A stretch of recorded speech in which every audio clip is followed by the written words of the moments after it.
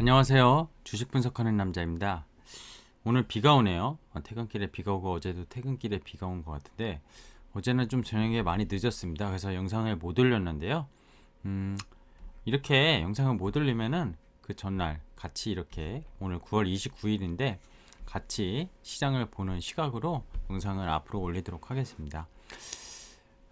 블랙 뭐 튜즈데이 그쵸? 어제 뭐 그런 표현도 썼는데 뭐 빠진 거에 대비 뭐 블랙 먼데이 옛날에 뭐 대공황 때 그쵸? 뭐 금융위기 때 이런 거 정도는 와야지 블랙이라는 표현을 써야 되는데 이게 좀 남발하는 것 같아요. 뭐 제 지금 썸네일에도 쓰긴 했지만 그쵸? 과연 블랙 증시일까? 워낙 지금 심리적으로 공포감을 매크로 이슈들을 갖다 붙이는 것 같습니다.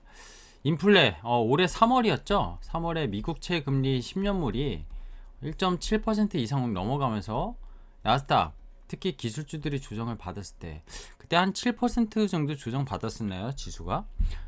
지금도 한 6.5% 정도 미국 증시가 고점에서 받은 것 같은데요. 다시 떠오르는 인플레이션에 대한 공포, 파월 의장의 발언도 좀 한 달 전과 많이 달라진 점, 이 연준이 정말 예측을 못했었을까요? 이런 것들을 좀 오늘 고민을 해볼 거고, 한국발 긴축이 점점 대선을 앞두고서 대선이 이제 한 6개월도 안 남은 것 같아요. 내년 3월이니까 그쵸? 이놈의 긴축 왜 이렇게 나올까? 좀 고민을 해봤는데요.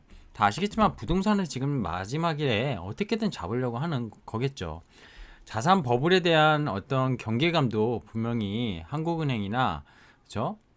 지금 정부에서 갖고 있는 건 맞지만 지금 이 시점에서 이걸 이렇게 급하게 추진한다는 거 그것도 전방위적으로 조이는 것 같아요. 은행권, 뭐 마이너스 통장, 신용대출 그리고 카드론 뭐 이런 것들 이어서 심지어 이제 증권사의 신용 주식을 살 때 우리가 증권사에 자기 자본이 있으면 그거에 뭐 100% 한도 내서 증권사가 자율적으로 신용 공여를 주고 있는데 이런 것까지 지금 긴축을 주고 있다는 거. 개인들의 유동성이 막히는 수급의 이슈가 발생할 수밖에 없습니다. 또한 연말 개인 대주주 이슈. 작년처럼 뭐 홍남기 총리가 나타나서 3억으로 또 줄이겠다. 이런 상황은 아니지요. 근데 지금 또 야당에서 홍준표 그 대권 후보가 2023년부터 주식 양도세를 또 20% 거의 확정된 그죠? 국회가 이미 통과된 법안에 대해서 없애겠다 뭐 이런 지금 그런 이제 투표 공약을 내세우고 있는데 정말 재밌는 것 같습니다. 정치권에 계신 분들은 참 여러 가지 생각을 갖고 있는 것 같고 항상 지켜보면 아닌 분들도 있겠지만 결국 표 하나를 얻기 위해서 그쵸? 이렇게 정말 움직여도 되나 이런 좀 안타까운 생각이 듭니다. 자, 정치 얘기하면 안 되죠. 우린 주식 얘기해야 되니까. 자, 투자자가 필요한 태도. 제가 오늘 이거를 꼭 말씀드리고 싶어요. 뭐 저도 사람이기 때문에 똑같이 흔들리는 건 사실인데 그래도 주식시장에 1, 2년 겪은 사람과 5년, 10년 그리고 15년, 20년 물론 길게 겪었다고 제가 보기에 멘탈이 더 강하고 그런 건 없습니다. 사람 심리적인 이유인 것 같은데요.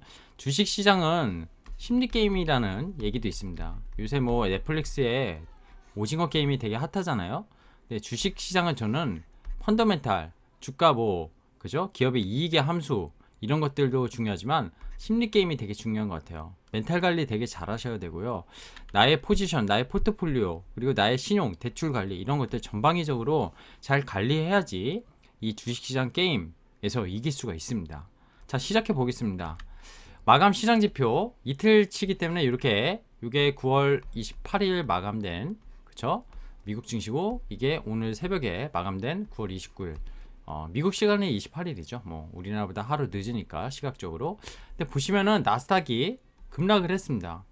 장 초반부터 흘러내려서 거의 종가가 저가로 마감을 했고 뭐 S&P 500이나 다우 뭐 에너지 산업이 사실 전날 올랐었죠. 국채 금리 오르고 뭐 가치주가 오르고 뭐 약간 그랬었는데 이날은 테슬라가 올랐었어요. 이날은 테슬라가 올랐었고 어제는 오늘 아침에 마감한 그 증시는 2% 정도 아주 가벼운 조정. 반도체 뭐 장비주나 그죠? 미국의 빅테크 기업들이 4, 5% 이상 빠진 거 대비 그죠? 마이크론도 실적 가이던스 실적 발표하면서 내놨는데 뭐 디램 업황 이런 것들에 대해서 생각보다 내년 뭐 2분기까지 안 좋을 수 있다.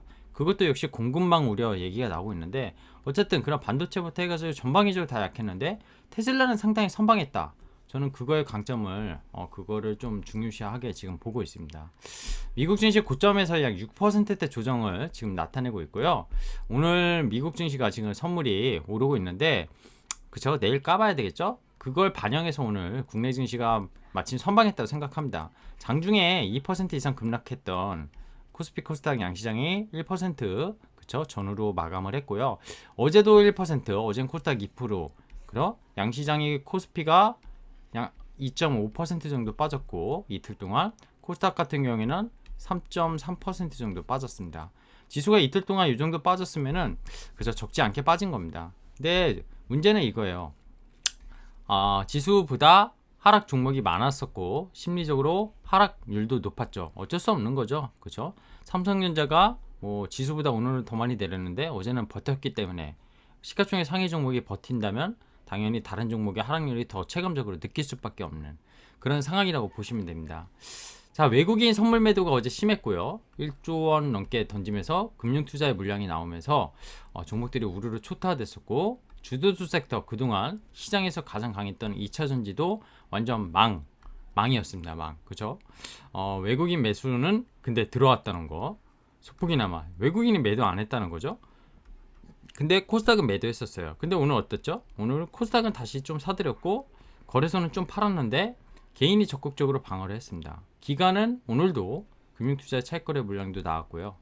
어쨌든 코스닥이 반발 매수세가 상당히 외국인이 강했다. 그래서 일부 종목이 결국 저는 테슬라랑 연관된 또 2차전지 이쪽이 상당히 강했어요. 오늘 SKC나 일진머티리얼즈 이런 결국 주도 섹터가 죽지 않았다는 것을 보여주는 하루가 아니었나 생각이 듭니다. 그거 아십니까? 제가 자주 하는 말인데 여기다 적을까요? 시장 하락이 본격적으로 나타나면요 주도주가 무너집니다. 주도주 무너지고 여기서 뭔가 다른 주도주가 대체되지 않으면은 그건 시장 하락이에요. 근데 이런 것에 대해서 지금 고민을 하고 있는데 최근 단기 수급이 너무 쏠리긴 했죠 2차전지가. 근데 그 이상의 대안이 없었기 때문에도 더 쏠린다고 보는데 오늘 시세만 그냥 여기까지 바라봤을 때는 시장 하락은 여전히 아니라고 저는 생각합니다. 주도주가 죽지 않았어요. 절대로 죽지 않았고요. 뭐 에코프로비엠이나 LNF 뭐 이런 거 단기 급등에 따른 조정이 나온 것 뿐이지 가격적으로는 뭐 몇만 원이 떨어졌기 때문에 크게 보일 수 있지만 하락률만 보고 차트적으로만 보시면은 전혀 그냥 급하게 오른 것들이 조금의 조정이 나왔다 이렇게 판단하시는 게 맞습니다. 자, 어제 오늘의 하이라이트 키워드를 좀 꽂아봤는데 금융당국의 빚 틀어막기, 타깃, 은행, 카드, 이번엔 증권사 아까 얘기 드렸고요. 전방에 다가오는 인플레 공포 이것도 연준이 더 매파적인 된 이유 이것도 좀 이따 얘기 드리겠습니다. 자세히 검은 하율이었죠. 어제 코스피 3100선 붕괴됐었고 오늘 뭐 3050선이 강력하게 지지가 됐습니다. 코스닥은 어제 2.2% 급락했고 오늘도 1% 이상 또 연속적으로 하락을 했죠. 반발 매수세가 오늘 들어온 거에 저는 의미를 두고 있고요. 자, 유동성 자산 버블에 대한 파티, 뭐 파티 이즈 오버냐, 그죠? 얼마 전에 뭐 외국계 증권사에서 윈터 이즈 코밍에서 반도체도 끝이다, 뭐 그죠? 파티 이즈 오버, 뭐 이런 표현을 증권 업계에서 많이 쓰는데 지속이냐, 중국이냐 고민이 될 겁니다. 투자자분들은 지금 이거라고 생각을 하고 계신 것 같아요. 그게 왜 그렇죠? 미국에서 테이퍼 텐트럼 하고 있고 지금 어디죠? 스위스인가요? 제가 정확히 기억하는데 유럽의 한 나라는 이미 금리를 인상시켰고 지금 일본만이 GDP 경제 성장률이 여전히 마이너스다 보니까 긴축에 대해서 다시 유동성을 걷어들이는 그런 정책을 안 취하고 있고 얼마 전에 ECB 유럽 중앙은행도 테이퍼를 할 가능성이 높아졌다 이런 얘기가 나오고 있고 그쵸? 브라질 같은 뭐 신흥국 같은 금리 당연히 지금 올리고 있고 그런 상황입니다. 우리나라 한국은행 먼저 선제적으로 지금 금리 올렸고 다음 달에 또 올릴 수 있다. 이 얘기 벌써 나오고 있고 내년까지 3번은 더 올린다. 이런 얘기가 지금 벌써 한국판 긴축은 시작을 한 거죠. 그죠? 한국은 뭐 유동성을 해소하고 있는 것도 아까 증권사, 신용공여, 뭐 마이너스 통장 이런 것들 카드론 다 규제하는 거 그게 뭐예요? 결국 테이퍼 아닙니까? 그리고 근데 거기에 기준금리까지 올렸다는 거죠. 인플레이션이 일시적으로 끝날 거냐 계속 이어질 거냐, 이게 되게 고민일 것 같아요. 인플레이션이 일시적으로 끝나지 않고 만약에 이렇게 급등하면 즉 금리를 올려서 방어를 해줘야 됩니다. 안 그러면은 인플레이션이 너무 급등해 가지고, 그쵸? 상당히 우려되는 상황이 발생할 수 있기 때문에 이거를 계속 보는 거거든요, 금리를. 예. 근데 이제 그 작년에 잭슨 홀 때 연준의 파월 의장이 얘기한 에버리지 인플레이션 타겟팅, 그쵸? 평균 물가 목표제로 해가지고 중장기 기대 인플레이션이 평균 목표제 2%, 지금은 2% 넘더라도, 뭐 앞으로 몇 개월간 2% 넘더라도 평균적으로, 그 기간을 정하지는 않았지만 평균적으로 이거를 세팅해냈기 때문에 아직까지 문제 없다, 연준은 여전히 얘기하고 있어요. 근데 최근에 한 달 사이에 파월 의장의 발언이 좀 바뀐 게, 야, 이게 사상 초유의 공급만 대란이 일어나고 있고, 이게 폭발하는 주택가, 미국도 우리나라 지금 별반 다르지 않아요. 주택가가 임대료가 거의, 이게 그래서 렌트로 나오는 그런 물건이 거의 없는 상황이라고 하더라고요. 공급망 대란은 지금 왜 나오고 있죠? 막 항만 이런 데에 물동량이 가 있는데 그걸 날릴 수 있는, 그거를 뭔가 갖고 노동을 통한 뭔가가 이 빨리 활동을 해가지고 빨리빨리 공급이 돼야 되는데, 물건이 만들어져서 항만에 도착했는데도 일할 사람이 없어서, 그쵸? 일을 나서는 사람이 없기 때문에 그 고용에 대한 문제가 이 공급망 대란에 또 이유가 되고 있습니다. 그러다 보니까 이거를 겪어보지 않은 연준도, FOMC도 지금 파월 의장이 이제는, 야, 이거 물가 폭등이 일시적이지 않을 가능성이 있네, 이런 얘기를 지금 하고 있어요. 하지만 그래서 시장의 금리 상승이 원인이 된 거죠. 그죠? 테이퍼를 시작한다고 해서, 테이퍼는 이미 소멸된 거예요. 11월부터 시작한다고 이미 거의 기정사실화했고요. 다만 이렇게 됐을 때 미국이 내년 말이나 아니면 내후년에 할 금리 인상을 우리나라 한국은행처럼 더 빠르게 진행할 수 있는 거 아니야? 이런, 그쵸? 이런 어떤 프리미엄, 금리에 대한 프리미엄이 붙으면서 금리가 올랐고, 여기 보시면은 이게 1년과 3년 기대 인플레이션율인데 엄청 올라갔어요. 지금 보면은 거의 4%대, 6%대 이 정도 아니 5%대 이렇게 나오고 있거든요. 이게 벌써 이렇게 올라간다는 거는, 야, 이거 금리도 올려야 되는 거 아니야? 이러다 스태그플레이션 오는 거 아니야? 뭐 이런 언론에서, 그런 경제학 언론에서나 나오는 그런 용어들이 계속 남발하면서 상당히 겁을 만들고 있습니다. 그죠? 두렵게 만들고 있어요, 투자자들은. 왜냐, 금리가 올라가고 경제 성장률도 같이 사실 회복되는 건데, 금리가 올라가면은 그동안 사실 미국 시장도 주도했던 건 빅테크 위주였고요. 그죠? 경기 재오프닝주, 리오프닝주 이런 것들보다는 상당히 실적도 좋았던 것들이 거의 성장주 위주였습니다. 근데 그 성장주들이 당연히 아까 나스닥이 급락한 것처럼 좀 겁을 낼 수밖에 없는, 투자자들이 던지는 거죠. 자, 이제 신용 얘기도 하겠습니다. 신용, 한국판 긴축 얘기했는데, 이게 총 부채 원리금 상환 비율 DSR 있잖아요. 여기 신용거래 융자를 포함시키는 방안에 당국이 제한도 정치권 일각에서 했다는데, 이게 뭔 개소리인지 진짜 욕이 나옵니다. 뭐 주식을 담보로 사는 주식담보대출, 그리고 내 현금, 그리고 주식에 대한 일정 비율을 통해서 증권사의 자기 자본을 활용한 이 신용 거래 융자에 대해서도 이 DSR에 포함시키겠다는 건, 이게 부동산도 아니고, 부동산을 살 여력이 없는 동학개미들이 주식, 뭐 비트코인 이런 거 해서 자산도 늘려보겠다 해서 들어온 돈인데, 그쵸? 거기에 신용융자를 이렇게 옥진다? 이건 말도 안 되는 정책입니다. 제발 이게 얼마 전에 제가 마이너스 통장 5천만 원 뭐 한도를 일괄적으로 하는 거 보고, 야, 이러다 증권사 신용 공여도 옥죄는 거 아니야? 이런 생각을 가졌었는데, 뭐 바로 나온 거예요, 바로. 그래서 뭐 금융감독원에서 증권사들 불러가지고 뭐 긴급 대책 회의를 하고 계속 언론에 하자되고 있는데, 물론 이 마이너스 통장처럼 당장 갚아야 되는 이슈 아니고 그럴 텐데, 신용을 매수해서 예탁금이나 신용잔고지 25조 원 정도 되잖아요. 만약에 개인들이 지쳐가지고 예탁금은 빠져나가는데 거래대금도 계속 줄고 있고요, 지금 상당히 증시가 안 좋다 보니까. 근데 그렇다 보면 증시가 지금처럼 계속 하락을 만에 줄줄이 한다. 그럼 이 신용 잔고가 빠질 거 아니에요. 그리고 다시 신용 잔고를 증권사에서 줄이면 들어올 어떤 그런 개인의 유동성이 줄 수밖에 없는 수급에 문제가 발생합니다. 이거 잠깐 얘기 더 할까요? 우리나라 지금 시가총액이 얼마죠? 코스피 코스닥 다 합쳐서 2,500주 좀 넘지 않나요? 넘는데 25조 몇 프로예요? 1%입니다. 1%. 이게 과연 많은 건가? 4조에서 25조 늘어서 4배가 늘었다. 코로나 이전 대비. 자꾸 이 얘기를 하고 있는데 그죠? 6조에서 25조 늘었다. 그때 당시에 거래된 건가? 그때 당시에 시가총액과 비교하면 턱없이 낮았기 때문에 제가 항상 말씀드리지만 그릇의 크기가 커졌는데 담는 내용물은 똑같아야 된다. 이런 탁상 공론 발상은 제발 안 했으면 좋겠다. 이런 생각이 듭니다. 자, 이제 시장 얘기 잠깐 보면 코스피 작년 미국 대선 이후에 코스피가 그동안 PBR 그쵸? 장부가치 전 기업이 상장 기업이 다 청산가치 이하 1배 이하에서 올라왔던 구간이 그동안 프리미엄을 못 받던 구간이 이렇게 쫙 올라왔었고 올해 1월부터 계속 어떻게 보면 여전히 박스 안에 있다. 그죠? 올해 그래서 지수는 박스였고 근데 여기서 좀 올라갔으면 좋겠다 생각을 얼마 전에 했었는데 한번 내리맞고 두 번째 내리맞고 오늘 갭으로 하락을 했어요. 이게 코스피 차트가 대형주 차트랑 거의 똑같은데요. 제가 중소형주가 더 좋은 이유는 이 차트에서만 봐도 보여집니다. 코스닥입니다. 코스닥도 역시 작년 말에 급등을 했었고 한번 때려맞고 이게 3월이었어요. 이때 미국채 금리 1.7% 돌파할 때예요. 10년물.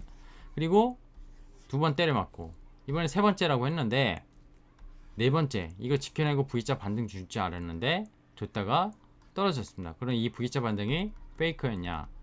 글쎄요.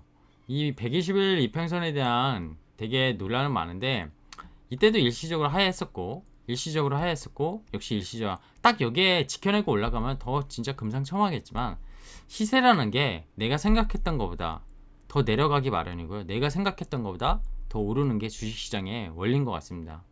과거를 보던 지금을 보다 항상 그런 것 같아요. 그래서 더 투자자들이 못 버티게 만드는 것 같아요.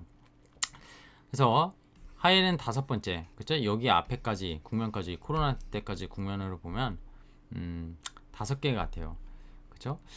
그래서 저는 이게 다시 요 갭을 메우고 올라갈 거라고 보고 있습니다. 근데 아까 대형주도 다시 올라갈 수 있는 여력은 분명히 있어 보이는데 이 3050, 이 3000포인트 이게 일시적으로 깨질 수도 있겠다. 뭐 미국의 부채 한도 협상 뭐 헝다는 제가 보기에 이제는 시장에서 요걸 깰 만한 이슈는 아닌 것 같은데 다른 이슈로 그죠? 한국박 긴축이라든지 뭐 대주주 이슈라든지 이런 걸로 조금 밀릴 수 있겠지만 강력한 지지선이 되지 않을까 생각이 듭니다. 올해 박스에 대한 하단을 깨지는 않지 않겠냐 이런 생각이 들고 있고요. 코스닥은 상당히 공포스러운 분위기를 만들고 있지만 생각보다 성장주들의 시세가 괜찮다 이렇게 생각하고 있습니다. 제가 이거 이름을 바꿨는데요. 오늘부터 픽픽픽에서 종목을 매일 말씀드릴 수 없어요. 사실 그쵸? 매일 말씀드릴 수 없고 지금같이 시장 투심이 안 좋을 땐 있는 종목을 사실 업데이트 하는 게 더 맞기도 하고요. 그래서 픽 앤 뷰 제 생각과 제가 픽한 종목들을 말씀드리는 코너라고 페이지라고 생각하시면 될 것 같아요. 얼마 전에 올렸죠. 고민이 되고 있다. 어떻게? 22년 투자는 어떻게 할 건지. 올해는 아마 박스로 계속 코스피는 갈 것 같고 코스닥도 이렇게 되면 지수가 박스 900에서 한 1000 정도 갇혀 있을 것 같고 그죠? 900에서 1050. 4분기 3분기 실적들이 이제 속속히 발표할 텐데요. 10월부터 실적은 좋아요. 실적은 좋은데 주가는 못 갔죠. 왜? 4분기가 3분기보다 안 좋을 거라고 시장 컨센서스가 잡혀있고 이게 컨센서스가 계속 내려가기 때문입니다. 자, 당분간 금리 발적으로 지금 오늘 증권사나 여러 뭐 분석하는 전문가들이 많이 하는 말이 가치주 사이클이다. 또 3월처럼 똑같은 패턴으로 금융주 에너지주 사야 된다. 왜? 금융이 올르니까 금융주 사고 에너지주는 유가 오르니까 WTI 유가 오르고 요새 뭐 가스 날리고 전력난 날리고 그러지 않습니까? 이거 사야 된다. 그래서 최근에 좀 좋았어요. 근데 여기서 얼마나 먹으려고 이 가치주 들어갈까? 구주적 성장주도 말씀드렸는데 얼마 전에 금리 좀 오른다고 이 구주적 성장주들이 성장이 멈췄나요? 테슬라가 멈췄나요? 배터리 소재 업종들이 배터리 소재 이제 성장이 끝나는 건가요? 잘 생각해 보면은 그냥 투자자들이 흔들리는 것 같아요. 매번 반복되는 조정 국면에서 똑같은 패턴놀이에 당하고 있고요. 이러면은 자주 갈아타. 여기 갈아타는데 또 금리가 떨어지면서 그런 성장주가 올라. 그럼 또 성장주가 갈아타실 건가요? 진짜 단타를 아주 잘하시는 진짜 극소수 말고는 이렇게 자주 리밸런싱이라고 표현하는데 손절하고 나가고 손절하고 나가고 수수료만 나가고 손절만 보게 됩니다. 자주 갈아타는 것보다 내 포트폴리오를 이런 거를 사고 싶으시면 포트폴리오에 일부를 담는 거를 추천드리고 싶고요. 지금 성장주로 팔고 가치주로 간다? 이건 되게 극단적인 선택인 것 같아요. 그쵸? 양비론도 아니고. 이런 얘기 오늘 하려고 했어요. 조급함. 산업분석, 기업분석 실컷 했어. 제 채널을 보고 뭐 증권사에서 나온 리포트를 보고 막 블로그도 보고 찾아보고 다 찾아보고 막 이런 거 했어. 내가 분석한 기업이 잘 샀어. LNF를 작년에 5만원에 산 거야. 최근에 막 20만원 가까이 가서 이거 팔았어야 되는데 오늘 막 16만원까지 가니까 아씨 고점에 팔걸. 그걸 누가 합니까? 이게 고점이 될지 조정받고 더 갈지. 여기서 진짜 내리막으로 다시 이 가격 갈 수도 있겠죠. 업황이 만약에 꺾인다면. 아무래도 돈 못 버는 이유는 이 가격에 못 잡고 이 막 급하게 최근에 15만원에서 20만원 올릴 때 20만원에 막 추격 매수한 거야. 막 급하게 떨어지니까 내가 사고 나서 이거 어떻게 하지? 손절해 금융주 살까? 이런 생각. 이때 들어가지 말았어야죠. 이때 급하게 올라가는 시세를 추격 매수해서 빨리 벌고 싶은 마음이 조급함이 너무나도 생긴 거예요. 노력만으로 부자가 됐다면 다 노력하고 부자 됐고요. 공부 잘해서 다 서울대 가고 뭐 스카이 가고 했는데 다 부자 됐죠. 노력은 필수값이지만 주식은 이 노력만큼 어떤 성과가 나오는 게 절대값이 아니라고 저는 봅니다. 근데 이 절대값이 나올 수 있는 그 뭐라고 해야 되죠? 확률을 높이는 게 있어요. 확률. 그게 뭐죠? 투자입니다. 투자, 시간 투자. 정확히. 내가 시장을 예측할 수 있나요? 지금 헝다그론 같은 게 갑자기 터질지 알았어요? 죄송합니다. 터질지 알았나요? 그리고 금리 다시 올릴지 예상했어요? 그럼 성장주 미리 팔았어야죠. 흔히 말하는 유튜브에서도 그렇고 전문가라고, 전 전문가 절대 아닙니다. 저 전문가라고 표현하실 필요도 없고요. 저는 그냥 많이 노력하는 저도 노력. 그죠? 그렇다고 저도 때의 부자도 아니죠. 전문가는 없어요. 제가 주식에 전문가는 없다고 생각합니다. 그냥 많이 알 수는 있고 많이 분석할 수는 있는데 전문가는 없어요. 전문가라는 게 뭐예요? 전문가라고 할 수 있죠. 근데 시장을 예측하는 거 이건 점쟁이죠. 점쟁이. 그러니까 점쟁이는 없는 거예요. 제가 보기에. 주식 12개월 보유를 한다고 하면요. 작년에 ST팜을 샀는데 뭐 5만원대 샀으면 아직까지 70% 60% 수익일 텐데 이게 14만원 갔었거든요. 거의 3배 올랐다가 이 고점에 10만원 이상에 사신 분은 마이너스예요. 그래서 이것도 최근에 한 6개월 보유하신 분은 오히려 뭐 ST팜은 또 마이너스겠죠. 12개월 내내 오르는 것이 아닙니다. 주가가 오르는 시점이 있고요. 내가 산 시점으로부터 이렇게 기다가 이렇게 오를 수도 있고요. 아니면 이렇게 계속 오르던 게 내가 여기서 샀는데 여기서 내렸다가 다시 오르는 경우도 있고, 진짜 잘못된 기업을 사면 내리겠죠. 이건 손절 노스컷을 해야 되는 거고요. 샀는데 바로 올랐어요. 바로 올랐다면 얼마 전에 에코프로 BM은 제가 뭐 30만원 초반에 올렸더니 그 다다음날 뭐 공시가 대규모 10조 원 공급 계약이 떠서 막 40만원 가고 했는데요. 이거 진짜 운이 좋은 거죠. 그날 샀다면. 그쵸? 그럼 저도 몰라요. 그냥 봤었을 때 미국에서 캐펙스 나올 것 같아서 이거는 좀 사놓고 있으면 괜찮지 않을까 이런 생각이 드는 거거든요. 그래서 이런 것 같아요. 성급하게 돈을 벌려고 하시면요 위험합니다. 왜? 조급함, 즉 인내심이 사라지는 거예요. 인내심. 어제 오늘 장 좀 떨어졌는데 아마 조급함이 더 많았던 분들은 최근에 주식을 샀거나 최근에 전기차 소재 업종을 샀거나, 그쵸? 아니면 반도체가 계속 물려 있었던 분들은 오히려 더 조급함은 없었을 거라고 저는 생각이 듭니다.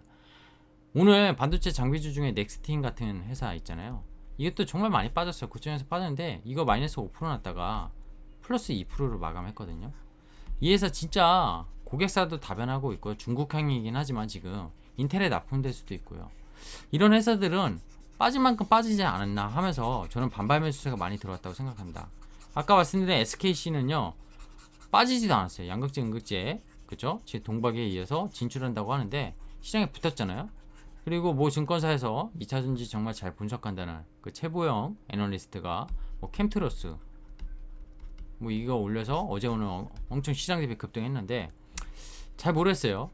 이런 것까지는 모르겠어요. 제가 그 리포터에 따라서 움직이는 것까지는 모르겠지만 시장에 결론을 내리면 주도주가 절대 죽지 않았습니다. 그리고 지금 반도체 되게 어렵다고 하는데요. 어려워요. 갖고 있는 보유자분들 최소 마이너스 20, 30%, 적게는 마이너스 15%라고 저는 생각해요. 근데 이게 여기서 더 떨어질 가격인가? 밸류에이션, 이제 반도체는 밸류에이션이 나오는 종목들이잖아요. 이 밸류에이션만 봤을 때는 팔 때는 절대 셀은 아니라는 거. 시장이 무너지면은 무너지겠지만 시장이 무너지지 않는다면 분명히 이 시간에 대한 투자, 그죠? 거기에 대한 나의 그쵸 결과는 긍정으로 들어올 거라고 생각합니다. 자, 여러분 너무 겁내지 마시고요. 주식시장 지금 매크로 이슈들 신문에서 다 볼 수 있고 제가 말 안 해도 헝다, 뭐 금리, 뭐 그쵸? 뭐 전력난 다 아는 사실이에요. 다 아는 사실. 그냥 여기서 터질 수도 있죠. 근데 지금 연준이 금리도 계속 보고 있지만 시장은 지금 생각보다 그 10월달 다음 달도 좀 변동성은 있을 수 있지만 기업이 이익의 함수라고 했잖아요. 주가가 이익의 함수, 기업이 이익의 함수라고 했는데 그 이익의 함수가 완전히 꺾였냐? 그리고 정말 추락하는 미국의 경제 성장률이, 한국의 경제 성장률이 코로나 이전보다 추락하는 거냐? 그렇지 않은 상황이라는 걸 좀 생각한다면 단순히 R이 금리가 올라가는 것들이 지금 조금 불편한 변동성을 만들 수 있지만 이게 경제 침체로 가는 게 아닌 이상 주가가 계속 떨어질 것인가에 대한 고민은 한번 여러분도 해보시길 바랍니다. 자, 비 오는데 좋은 저녁 되시고요. 오늘도 많이 고생하셨습니다. 마음이 아프시겠지만 이럴 때일수록 좀 냉정하게 시장을 바라보고 일일비하지 않는 그런 습관이 더 필요한 것 같아요. 고맙습니다.